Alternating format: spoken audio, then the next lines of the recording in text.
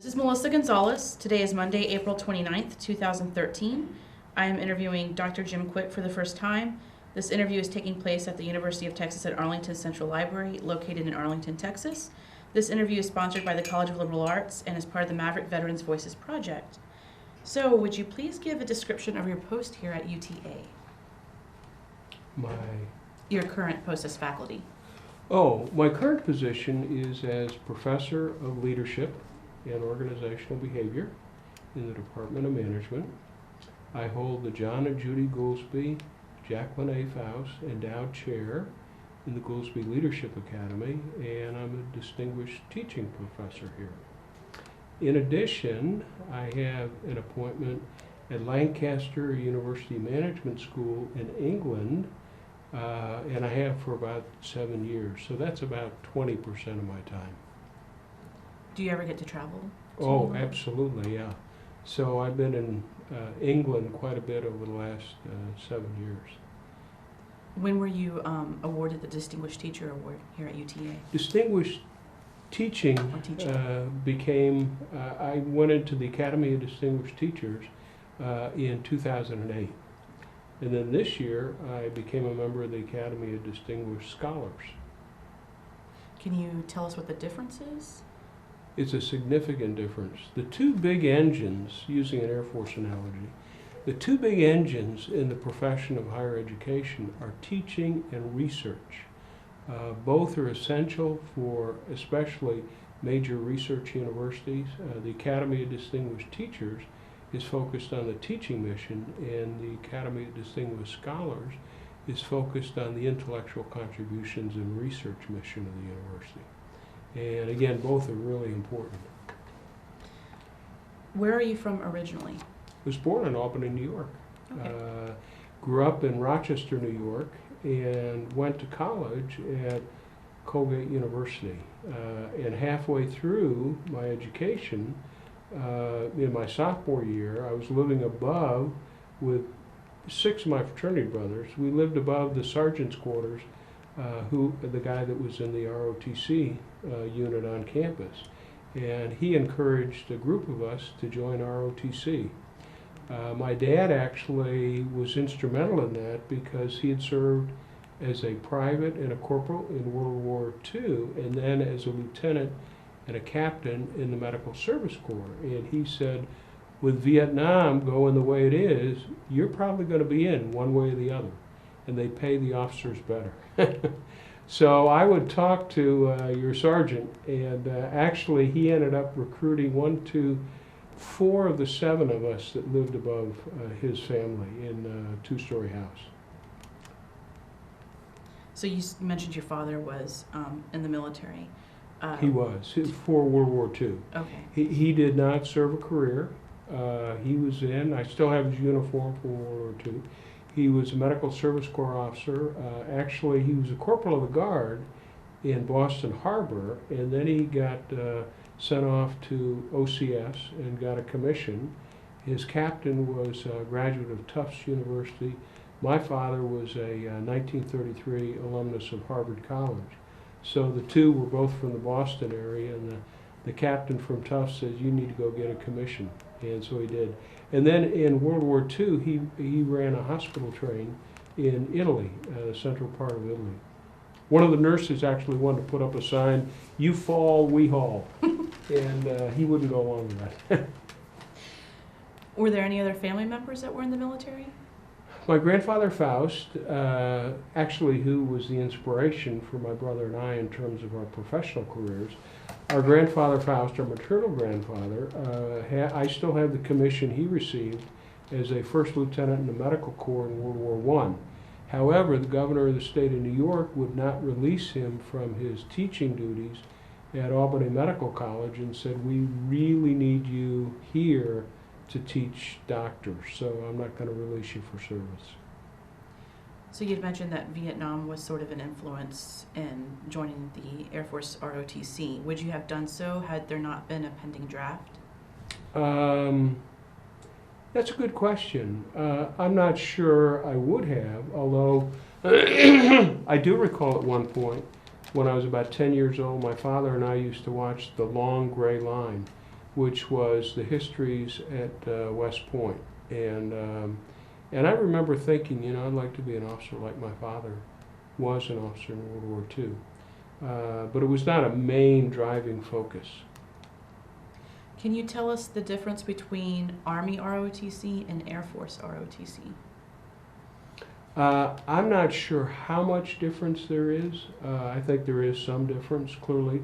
The service cultures have a difference, and I really saw that during my service on the Defense Health Board from 2008 to 2011. Secretary Robert Gates, Secretary of Defense, called back about 13 of us to serve on the Defense Health Board for the psychological health of our troops because of the spiking suicide rate starting in about 2006 or 7. And the real difference in the services showed up in that data. Suicides across all 4 armed services were going up, but in particular in the Army and the Marine Corps, they were going up faster. And those are the guys that are really engaged in the fight. So it's much more physical, it's upfront and personal. When I took a combined air warfare course at our postgraduate school at Air University at Maxwell Air Force Base, we had an Army colonel lecture us, and he said, you guys playing video games up in the sky don't understand what it's like to wipe somebody's brains off your glasses. So that really communicates, I think, partly the cultural differences between the services. And the combatants in the Army are the enlisted corps primarily, whereas the point of the spear in the Air Force, the pilots are all commissioned officers. Now, didn't used to be in World War II. They had enlisted pilots then, but all of our combat pilots now in the Air Force are commissioned.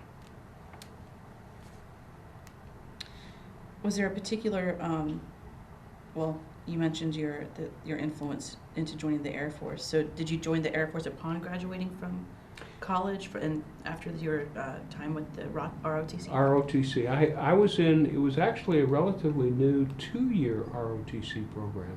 So I was in ROTC my junior and senior year. I went to ROTC summer camp between my second and third year in college, 6 weeks.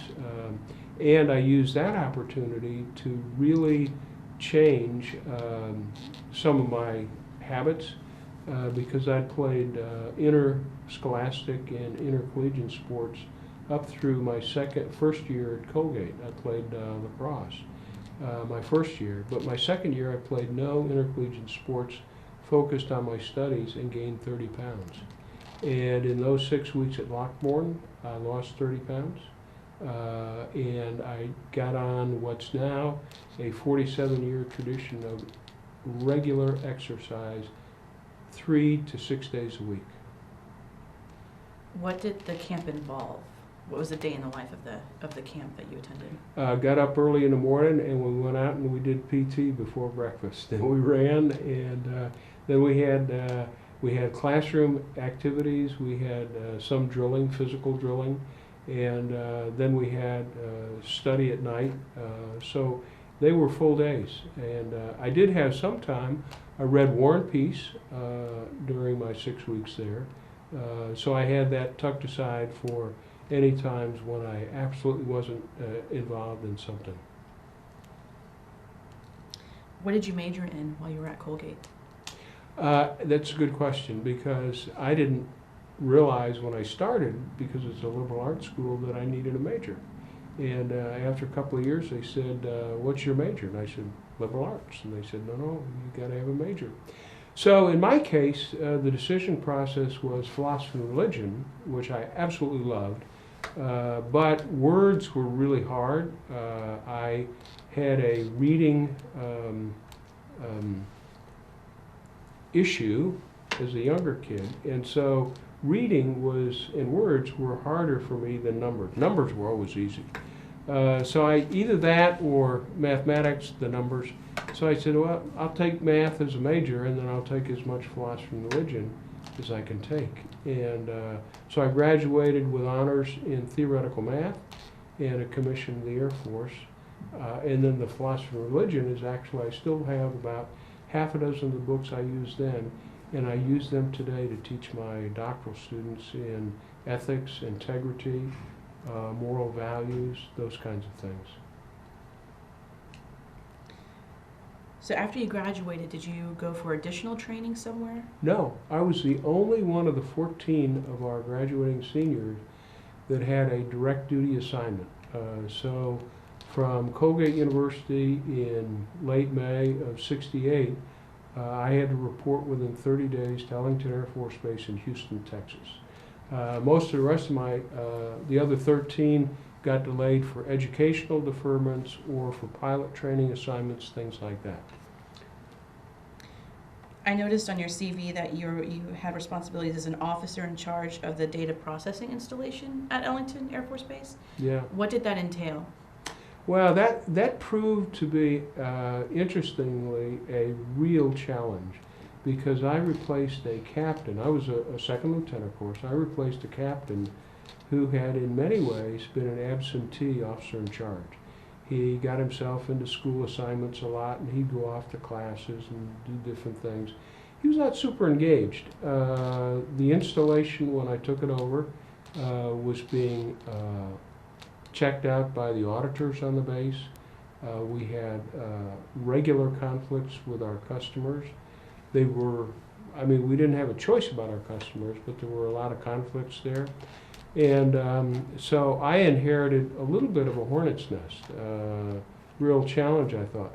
The other interesting part was that in addition to my commission in the Air Force and my theoretical math degree, I had a letter of introduction to Hilda Bruch, who was chairman of the Department of Psychiatry at Baylor Medical School. She had come from Vienna, where she had studied with Freud, and my brothers and my maternal grandfather, the one that was on medical faculty at Albany, had done pioneering work with another of Freud's disciples, and did the last 25 years of his career was primarily working with hyperactive kids. So I really not only loved my grandfather, but was fascinated by the work. So I had decided I would follow at least that part of the pathway in psychoanalysis. So I had a good meeting with Dr. Bruch at Baylor, and she said, "You'll have a very successful analysis with a man." So I worked with Hunter Harris during my active duty period in the Air Force, and what that really did was get me focused on what became a lifelong interest in emotional healthy workplaces. During the 4 years at Ellington, the spin-off value of that was, and I didn't understand it was an organization development intervention I was doing, but the people in the Department of Management at the University of Houston were watching what I was doing. They said, "Wow, you're transforming this organization. You're doing an OD intervention." And what I was doing is applying psychoanalytic kinds of ideas, thinking, and working with people. And we went from a really problematic data processing installation to the best in the command.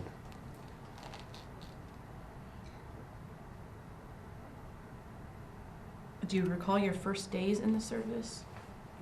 Was it different than, I mean, transitioning from college, going straight to Ellington Air Force Base? It was a big change, and yeah, and my top sergeant, I think, was convinced I was not going to make the transition, because he'd been running this computer shop for probably 5 years or something like that when this OIC had been there, and he didn't have a lot of regard for officers. He also didn't like black people, women, civilians. He had a lot of stuff, and but he was really good with computers. I mean, he just really was. And if you were in uniform, the other kinds of issues would kind of go away.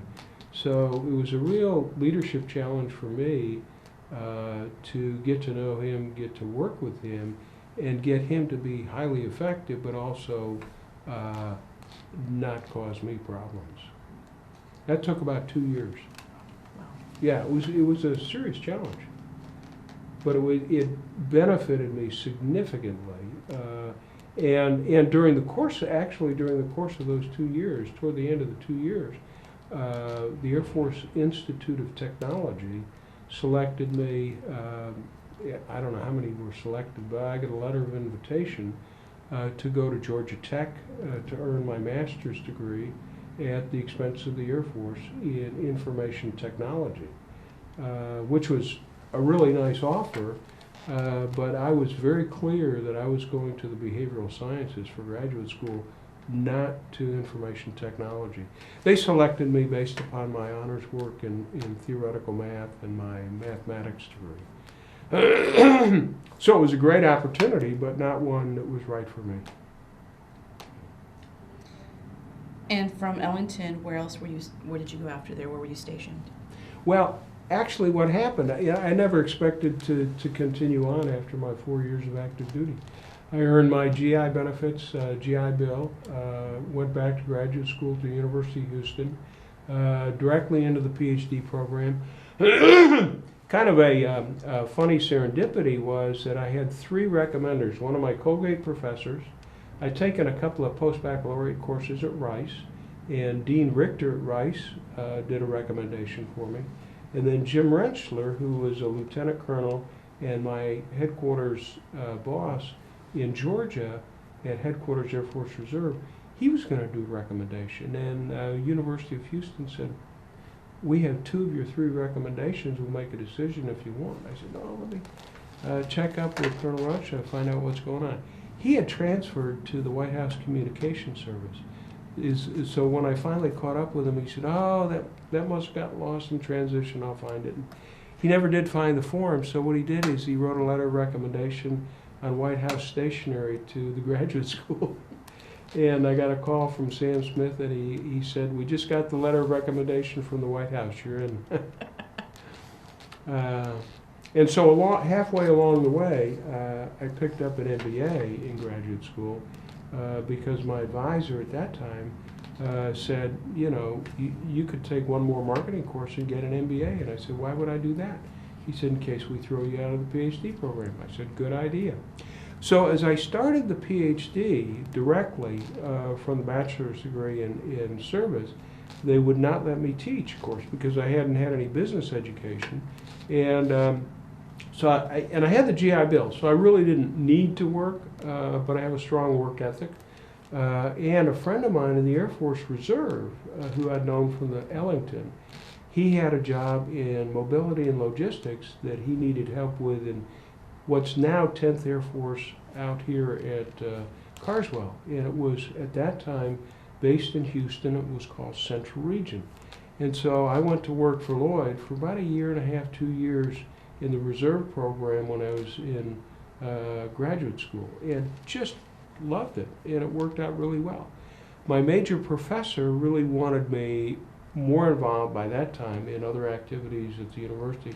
So I had a 5-year break in service between the middle of graduate school and the end of my first 3 years here at UT Arlington. And I got tenured after 3 years. Very unusual, longer story we don't need to go into.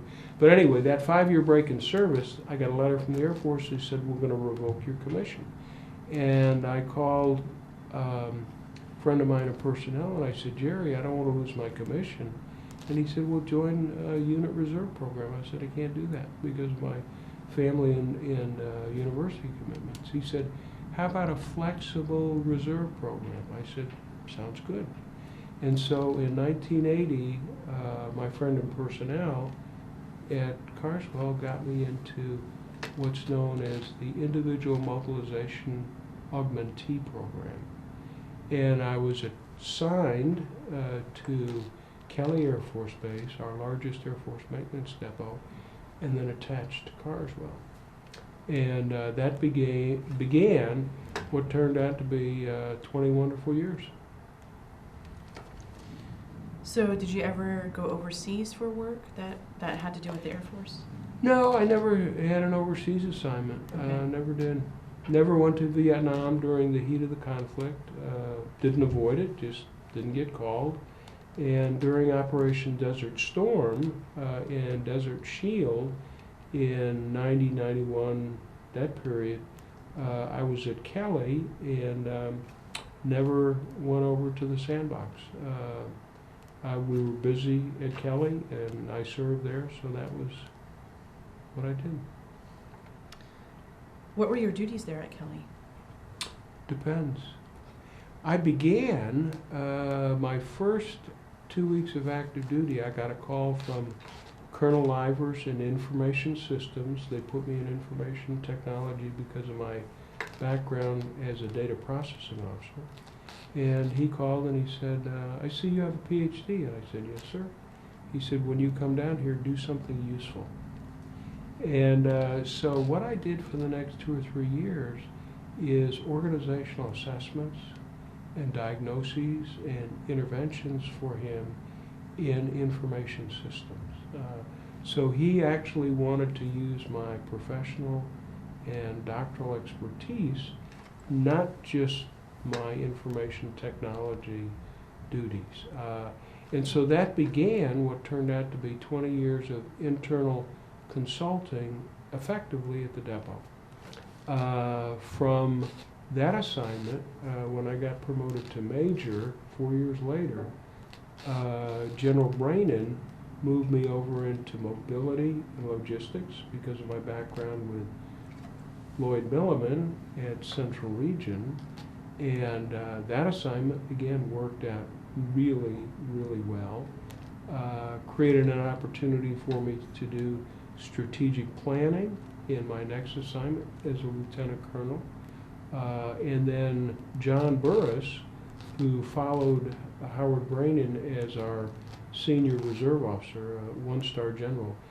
John Burris ultimately became a two-star general, but he, in 1986, became my mentor.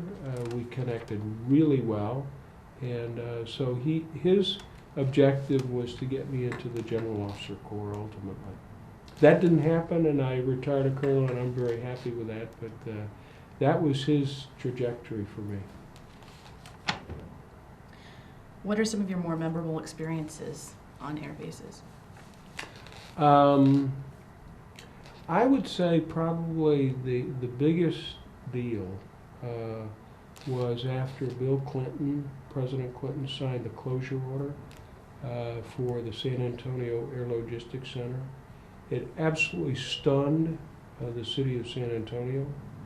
It stunned all of us at the base. We had 13,000 people working at Kelly. We were carrying 40% of the logistics and maintenance workload for the U.S. Air Force, and they were going to close us. And I went to the commanding general, two-star. At that point, I was a brand new colonel. I was working for the CFO, so I was a senior reserve guy in financial, and the Air Force was again grooming me for future senior leadership. So it was a good assignment. And I went to the general though, and I said, you know, I think you need a good psychologist, and not necessarily for you, because most of these 13,000 people are going to be fine. I said, I'm worried about the 1, 2, or 3 that go get a weapon and want to know who's in charge. And he said, well, that would be me. And I said, yes, sir. And he said, how quick can you get a psychologist? And I said, how quick can you create a position for that psychologist? He said, that's done. He said, you get the psychologist. And so I went to the Surgeon General's office, the Air Force in Bolling Air Force Base, Washington, D.C., worked with the chief of clinical psychology, and he gave me 2 ideas of people we could recruit. And we recruited a really good clinical psychologist, Freudian trained too. Charlie was a good clinical psychologist. And I said, Charlie, I will teach you the organizational stuff. And in the 6-year closure process of the San Antonio Air Logistics Center, we had not a single fatality. We had a number of known saves, but what we did is we identified, because it's 1 to 3% of any human population that's the real problem. And if you can identify those people early and quickly and get them the help they need, you can avoid all kinds of disasters. And that's exactly what we did. I said, Charlie, we're looking for the 1, 2, or 3%ers. And this is human science, it's not rocket science. So you don't have to be a trained psychologist to know something's wrong with somebody or they're in trouble. And so we relied a lot on the senior leadership, supervisors throughout the base. And within probably 6 months, we'd identified 330 people that really needed, and it wasn't all psychological help, it was some financial help and other kinds of resources. So that that 6-year closure process ended up being a really big victory for a lot of people. We saved we avoided over $33 million in costs because of complaints that never happened. Again, because of good prevention work. So essentially what we did was we took my brother's and my theory of preventive stress management and we put it to work. So there's not one thing to look for, okay? It may be how they talk, it may be how they behave, it may be how they act, and so that's what you check out. We had more than one supervisor that would come to Charlie and say, Doc, you got to talk to so-and-so, they're talking funny. And what that meant, the supervisor wasn't exactly sure, but something wasn't right. And so Charlie would get into the conversation and would send a powerful, powerful message. We were sitting in the general's conference room when he introduced Charlie to his senior staff. And he said, this is Doc Klunder. He's here to oversee the mental health of the closure process. And so that sent a huge message to those 13,000 people. The general has a shrink too. And so that legitimized the importance of taking care of people through the process. I'm sure that helped alleviate the stigma of sometimes. Big time, big time. Yeah, because there is still a stigma for some people. And by Jim Childress, 2-star general, sending that message, right, took care of the stigma. So did your family move with you from base to base, from appointment to appointment? No.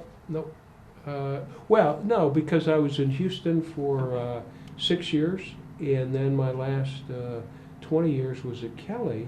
Now, interestingly, my wife's grandfather, B. Grimes, worked at Kelly for like 50 years. Uncle Elbert worked there for 35 or 40 years. So there was a family history in San Antonio at Kelly on my wife's side that we really didn't know about until we got into it. And by the end of my career, she said, you know more about my family at Kelly than I do.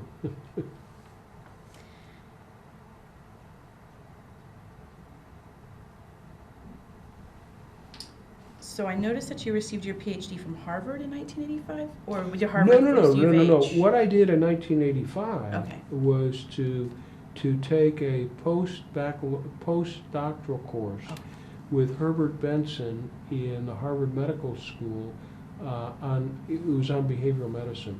Herbert Benson is the Harvard faculty member that discovered the relaxation response. Walter Cannon, who in 1915 at Harvard Medical School framed what became known as the stress response. He initially called it the emergency response, then he called it the fight or flight response, then he called it the stress response. And we know through the 50 years of research, from 60, 70 years of research, from 1915 through the end of the 20th century, how stress can play a role in harming you, harming us psychologically, medically, behaviorally. What Herbert Benson discovered is there's a flip side to the stress response, which is the relaxation response. And so there is a positive story in stress as well. And that's part of the story that didn't really come out well until the last 15 or 20 years. Ken Cooper interestingly, who started the aerobics movement over in Dallas. Ken Cooper was not at Kelly Air Force Base, but he was at Brooks Air Force Base in San Antonio. Back in 2008, he was sharing this story, funny story with me. He said he was afraid he was going to get court-martialed by the Air Force because he was always trying to tinker with things and change things. Very bright, innovative guy. And Ken Cooper has an MD, but also, like my brother, a master's in public health. So his aerobics approach is anchored in preventive medicine and public health, which is exactly what my brother's and my preventive stress management model is anchored in as well. So Ken Cooper was telling me in 2008 at the Rotary Club in Dallas when he was getting ready to talk, and I was getting a couple of autographed books before the speech, and he said, yeah, I was at San Antonio too, and I was at Brooks Air Force Base, and I thought they were going to court-martial me, but they gave me the Legion of Merit when I left the service, which is one of our highest. It's about our 5th highest decoration. And my wife said at dinner that night, she said, did you tell him that you had one too? And I said, no, I didn't go there. But the serendipity out of that Legion of Merit was our DFW airport changed the rules about 1.5 years, 2 years ago. And those of us with Legion of Merit, Purple Heart on our license plate, do not pay parking fees. Just sign the parking ticket. It's a nice perk. It's a serendipity, yeah, it is.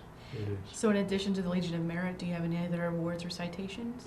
In addition to the Legion of Merit, I have the Meritorious Service Medal, Air Force Commendation Medal, Presidential Unit Citation, and an Outstanding Unit Award from my service at Ellington because of our unit's support of the Johnson Space Center and the NASA mission. So we got recognized at that point. Small Arms Marksmanship Medal. So I have a whole series and 2 National Defense Ribbon with a Bronze Star. Excellent. So you're referred to as Doc Quick for your stress and organizational psychology expertise. What influenced your decision to focus on this area of psychology? Well, interestingly, in my first few months in graduate school, in my second year, not my first year, but my second year, my major professor was offering a course, and I studied, it was a book by Robert Kahn and his colleague, 1964, called Organizational Stress.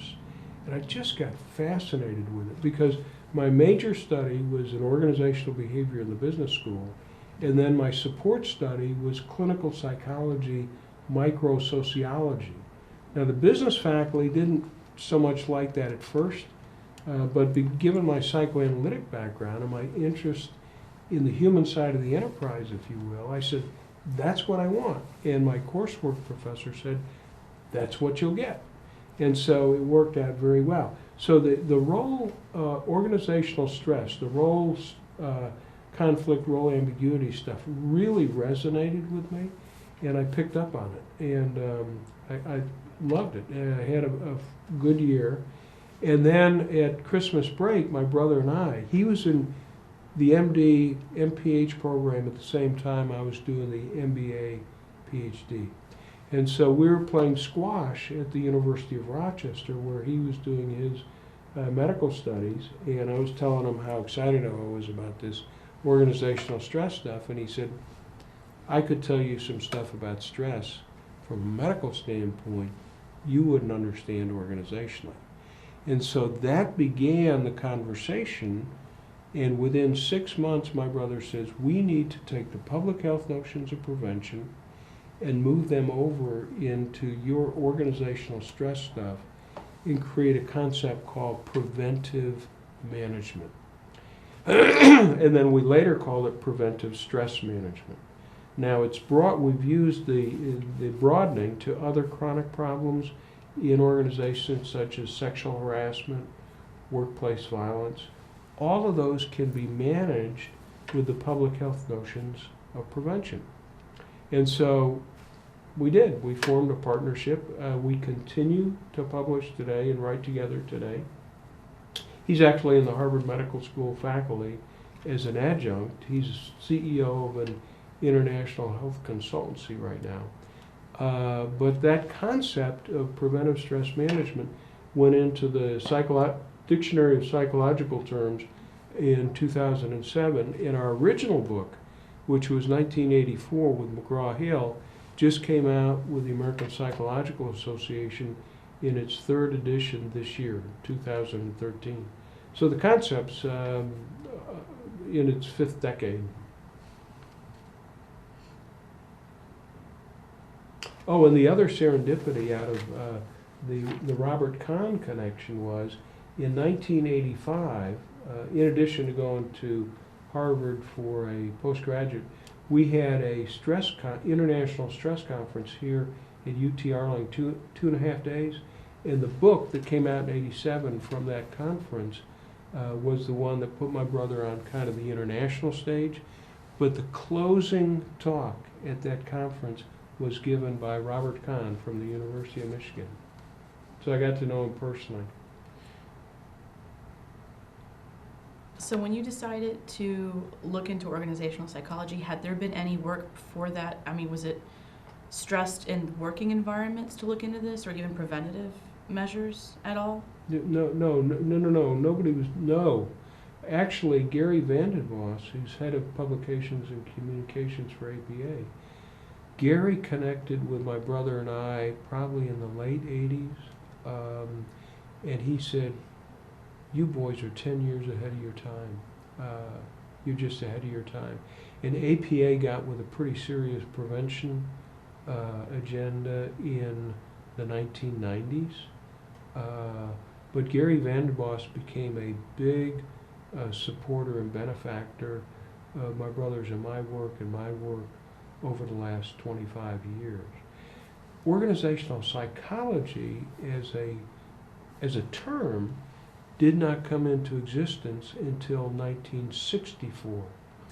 And the two people that coined organizational psychology in that year were Edgar Schein at MIT, that I've worked with off and on some over the last 20 years. And actually his PhD from Harvard came from the same academic department that my brother did his undergraduate studies in, social relations. And then the second psychologist that used organizational psychology was Bernie Bass, same year, 1964. Up until that point, the term organizational psychology had not existed. I was just thinking about when you were talking about sexual harassment in the workplace and other issues that come up with stress. And you see whenever wherever you're working in the lounge, there's usually that OSHA poster describing, what to identify, what, to do and everything. And I kept thinking about when I remember seeing those go up and just people talking about it more within the public. And I don't remember it, I'm just trying to think of going back to like early 90s and late 80s, and nobody really stressing it that much at that point, or at least hearing too much about it in the news. Yeah, it was kind of undercover, but it really came out in the 90s. And what really got my attention, when I went to our depot in Sacramento ALC, to see the pioneering work done by a lady Air Force psychologist, I began mentoring her, helped place her at Harvard Medical School for a postdoc. Joyce Atkins had taken my brother's and my work from the early 80s, unbeknownst to us, and she'd adapted it at Sacramento and convinced the general to create an organizational health center. And I was studying 3 days out there in 95 what she was doing.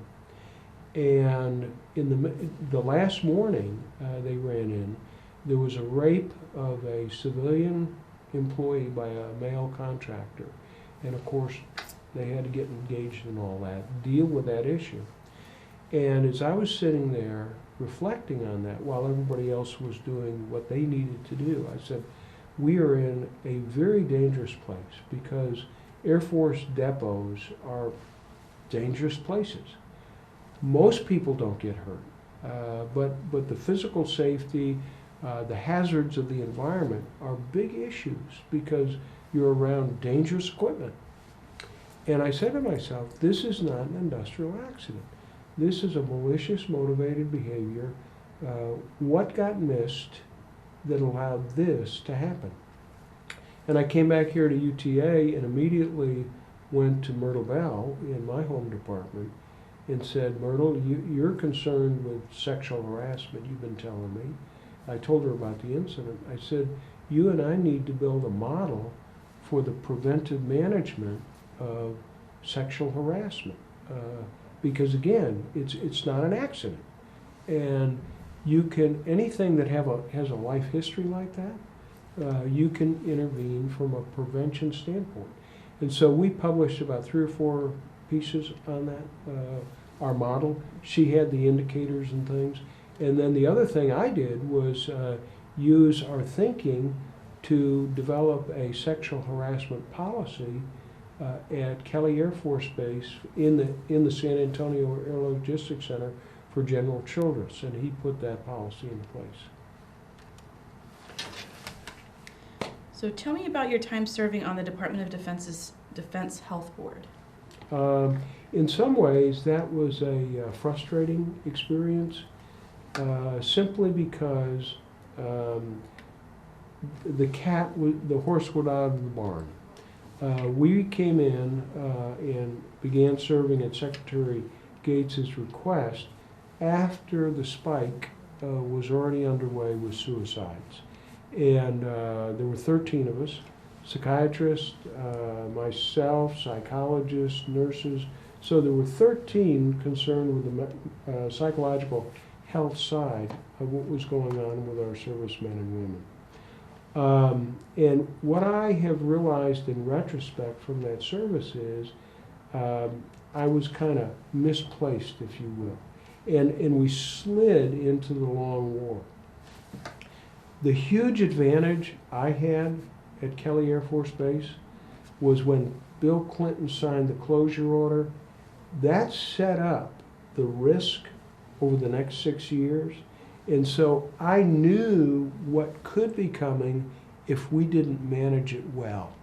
And so by having a leadership that was a good leadership and understood the risks involved and the concepts, halfway through the 6-year closure process, the CFO, who was the best boss I ever had in my life in the Air Force, but Phil Steele was wonderful. But he comes to me, CFO comes to me halfway through the process, and he said, Jim, we probably overdid it with the prevention because we haven't had anything bad happen. I said, I understand, but I'll tell you the same thing Colin Powell told George H.W. Bush. Light and lethal is good, but heavy and lethal is better. I said, I would rather be here at the 3-year point with no bad things happening, having overinvested in preventive interventions and activities, than being here cleaning up from 20 or 30 suicides that were completed. I said, I just am much happier to be here where we are. What I realized halfway or 2/3 of the way through my 3 years of service for Secretary Gates was that we were at the other end. If we had known how long the operation was going to be in Iraq, then we could have done some things on the front end to prevent, but we were so far down the road, and we had, by the time 2008 or 9 came along, we had broken the U.S. Army. I mean, almost literally broken it. And so now we're seeing the symptomatic effects turning up as suicides.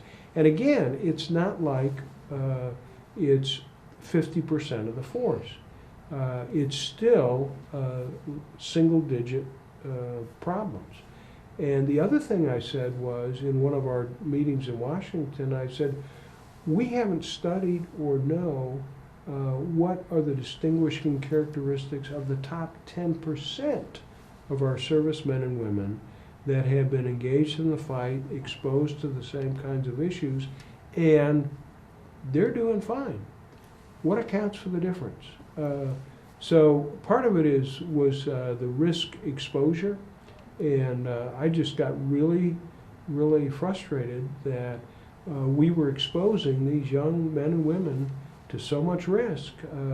We, in a sense, went to the fight with too few people, and if we'd known how long and how tough a fight it was going to be, then we should have sized the force differently.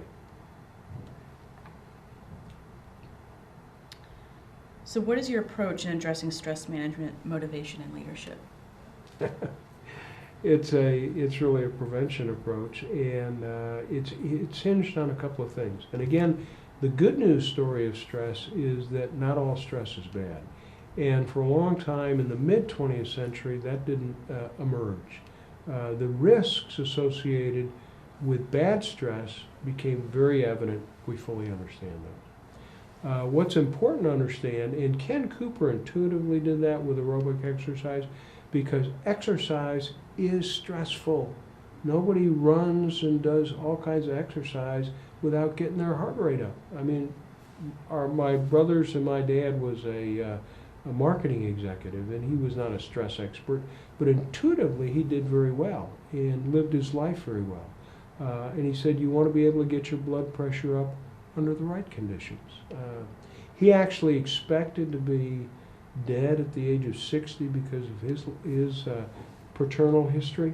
His grandfather had died at 48, his father died at 54. Our dad ended up dying at 85, 25 years after his expected demise. And important parts of that were the way he lived his life, which was good prevention. He didn't exercise per se, but he had a regular walking program just to save gas money, get fresh air, whatever. And Ken Cooper's research shows it's at the low intensity level that we get the greatest cardiovascular benefit. So challenge stress is actually good for us. It makes us stronger, improves us, and physical activity and exercise is an important part of that. Another great advantage our dad had was that he had his wife all the way through the very end. Both his father and his grandfather had lost their wives prematurely. And so for especially males, the loss of the spouse can be a huge risk factor. And our maternal grandfather, while he lost his wife relatively early, he reinvested in all of his family relations and ended up outliving her by about 30 years. Lived to almost 102. Yeah. So good prevention, I think, is important. Thinking positively, but not extreme optimism. That can get you in a lot of trouble. Realistic optimism is important. And then managing your energy in a good way, regular exercise, prayer, meditation, the relaxation response of Herbert Benson, and then having good friends that you confess, confide in, and talk about all of the things going on in your life. You've mentioned your maternal grandfather throughout this, and I believe he did influence your career. Significantly. How so? He came out of he was a second generation German immigrant.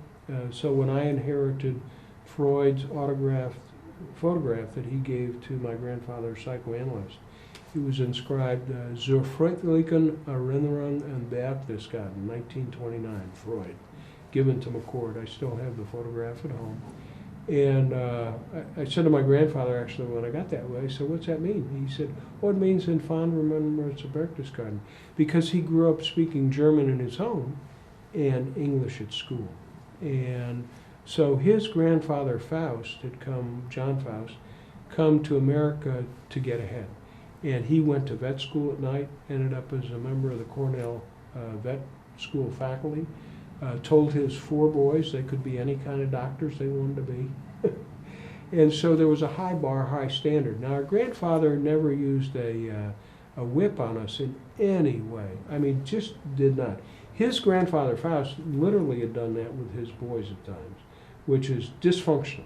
But our grandfather simply set a high bar, high standard, and invited us to live good professional lives.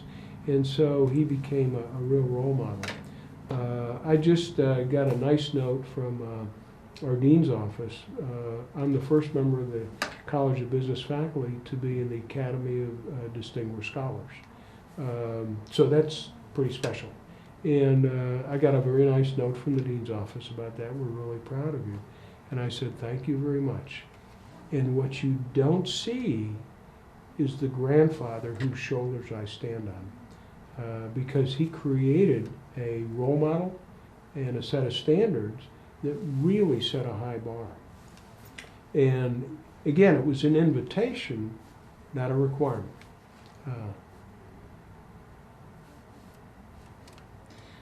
Did you form any close friendships while in the military? And do you still stay in touch?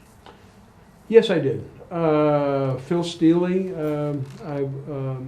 the best boss I ever had, he retired, he retired the year after I did, and lives in Dallas. We've stayed in touch some. John Burris, who was my mentor, he retired as the second highest ranking general officer in the Air Force Reserve, 2-star general. My wife and I went to his retirement in 1994 at the Pentagon.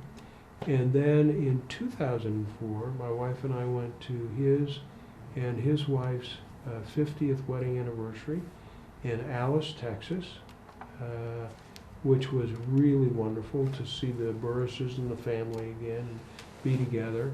And then just 3 weeks ago, I called John Burris because I've been concerned. He's just been diagnosed with Parkinson, and he's doing really well. He's going to turn 79 this year. So we had a good talk. He was out in the fields. He's on his third career. He had a very successful civilian career as a lawyer, very successful military career. 2010, Texas State made him one of their distinguished alums and has a great profile of him. And I expect next year the family will have a great 80th birthday party for John Burris. So stayed in touch with him. And then I'm part of the Reserve Officers Association, Military Order of the World Wars in this area. And so I've made some new colleagues and friends through those connections. Do you work at all here with the UTA Veterans Association? Not so much. I know that Alexa Smith Osborne does wonderful things. I make referrals to her. She and I see each other periodically. I do some things for ROTC, both the Maverick Battalion. I gave a commissioning address a few years ago. And I work with our Air Force ROTC Detachment 845, co-located at TCU. And so I'm the advisor for the Flying Mavs. And the Flying Mavs is the service organization of the Air Force ROTC cadets here at UTA. Given your experience with consulting with stress management in the military, would you give, what advice would you give our current cadets here at UTA before they graduate? I would give them the encouragement to look for the opportunity, to be engaged, to look for the ways in which you can serve. I never anticipated having an Air Force retirement, but again, I saw opportunities. I looked for opportunities where I could serve, make a positive contribution, touch lives, save lives, change the world, and it worked out well. And I never got ahead of myself. I was always closely engaged, so it was paying attention to, in my more immediate environment, how can I help, how can I serve, what can we do better? And when I put on the Eagles in July of 1995, retired 2000, but put on the Eagles in 1995 and asked Phil Steele at the end of my first 2 weeks, how'd it go? He said, great. And he said, those Eagles look great on you. And I said, and they feel good. And I said, I know I've won the game. I absolutely have. And I said, if I become a general officer, that's great. And if I don't, I'm still going to retire a very happy man. And we had an alumnus actually from UT Arlington that preceded me, and Kelly, and he was disappointed that he didn't become a general officer.